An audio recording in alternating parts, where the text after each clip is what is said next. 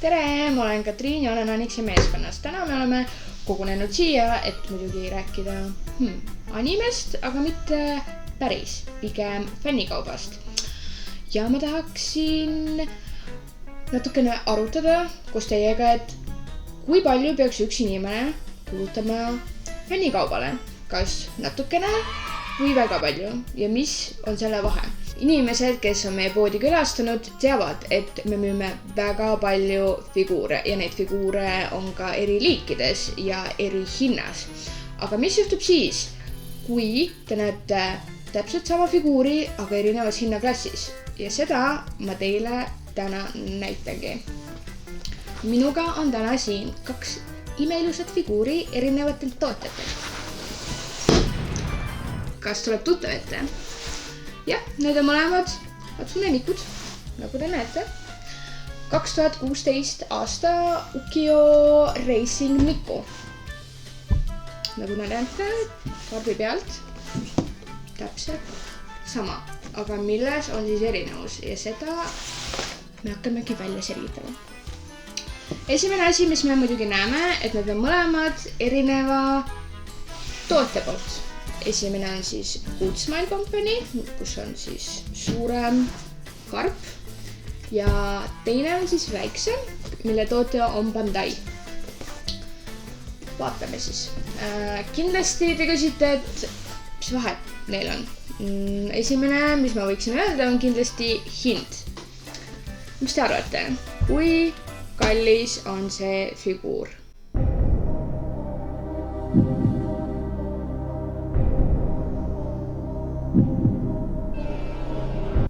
Ma arvan, et kes on seda figuuri meil poes näinud, teab, aga või selle endale ostnud. Selle figuuri hind on 27 eurot ja 10 senti. Kujutad ette, nii vähe Hatsune Miku, Racing maksab 27 ja 10. Siin on isegi hinnasilt peal. Kui palju siis maksab kurikuulsa Good Smile Company Hatsune Miku? 94 eurot.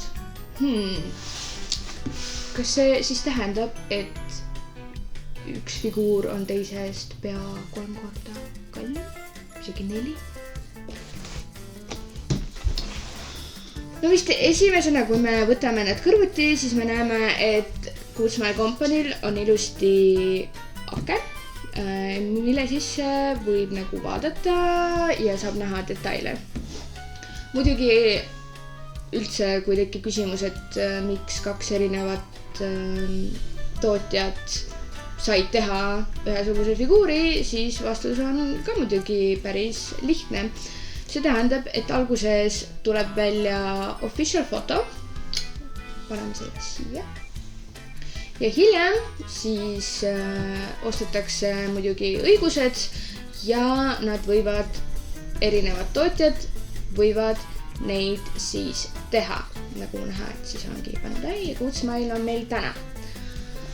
Aga avaks ühe. No ja muidugi siin ei ole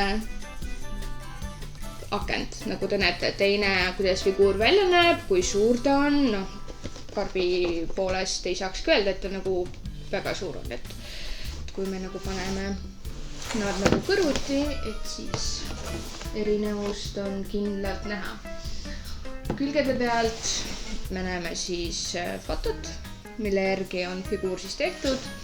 Taga Good Smile'il on samuti ära märgistatud, kuidas ta erinevatel külgedel välja näeb. Siin siis Bandail on väga väike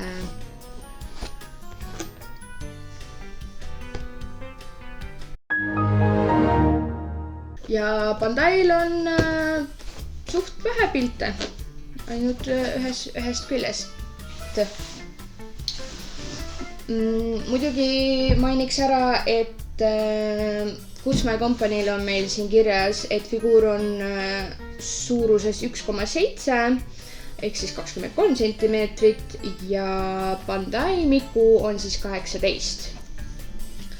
Aga avame.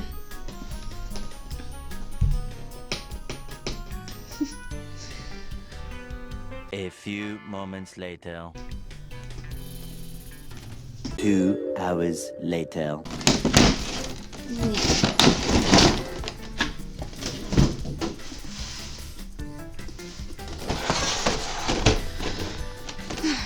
Kõik on kiletatud, lähme veel edasi, see ei ole veel lõpp. Day 4. No nii, saime lahti ja kohe näha, et Hatsunel, Kutsmai kompanii Hatsunel on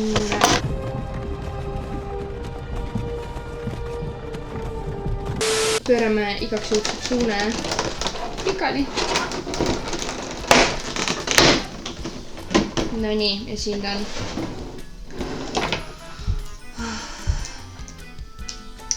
Juuksed. Aga juuksed on meil siis eraldi. Esimene asi, mis ma kohe märkan, on see, et nende peegidega, peeg on siis see, mis hoiab juukse otsa, mis läheb siis siia. Nendega peab olema väga ettevaatlik, sest et kui te liiga tugevalt hakkate seda sisse panema, siis see peeg võib lihtsalt katki minna ja see on katastroofiline.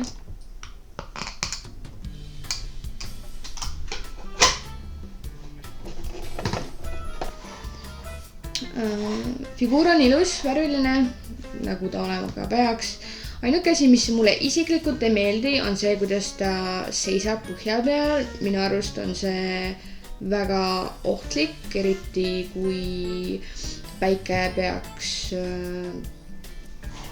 talle peale paistma või midagi raskemat, kas ma tea, kukub ta peale või ta ise ümber kukub, siis ma võin öelda, et see jalg on läinud.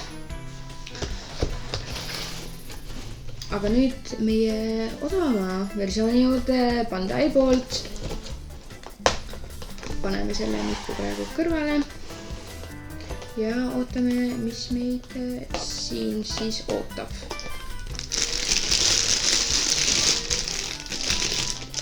Noh, juba pakist on näha, et ta on tunduvalt väiksem kui meie eelmine figuur. Alustame kehast.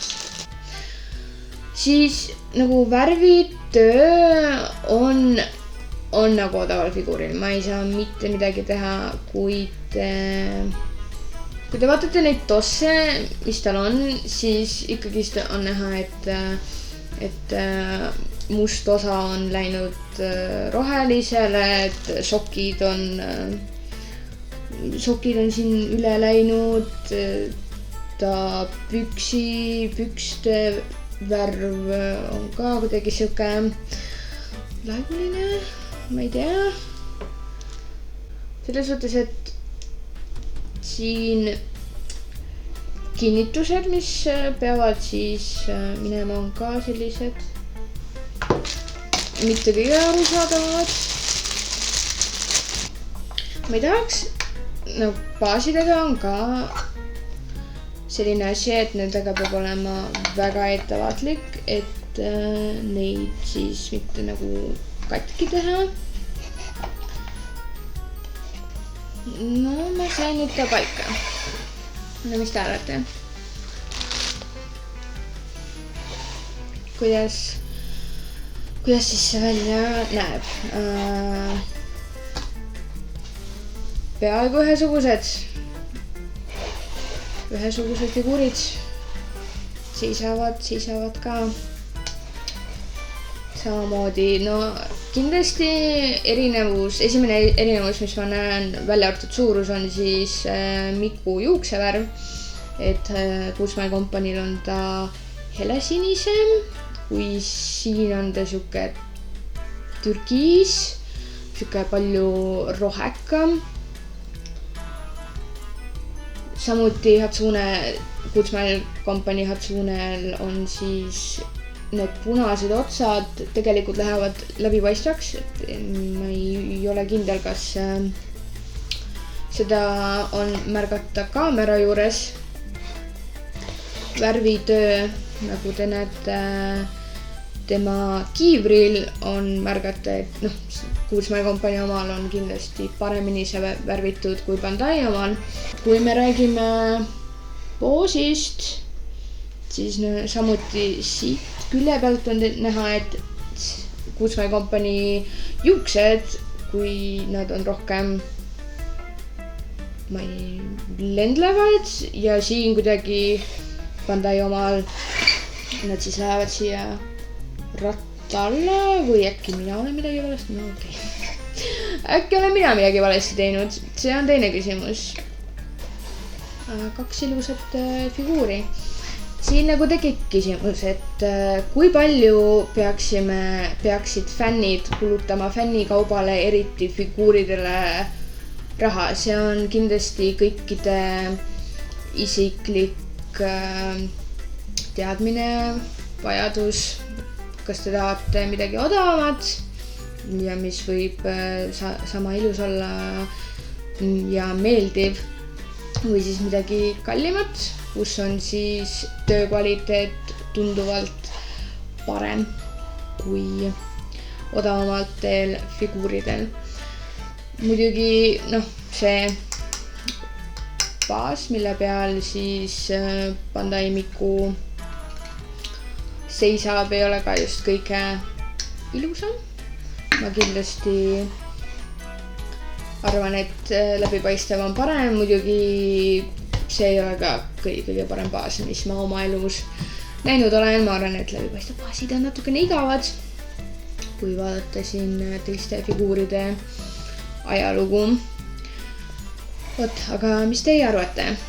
Kas te olete rohkem odavamate figuuride fänn või siis kallimate figuuride fänn?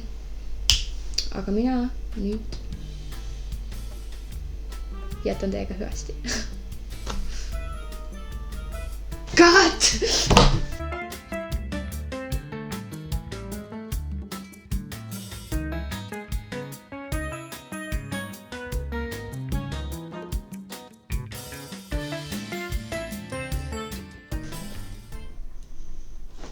Oleme tagasi.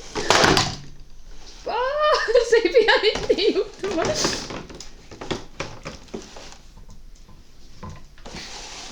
Oleme tagasi, panen kinni.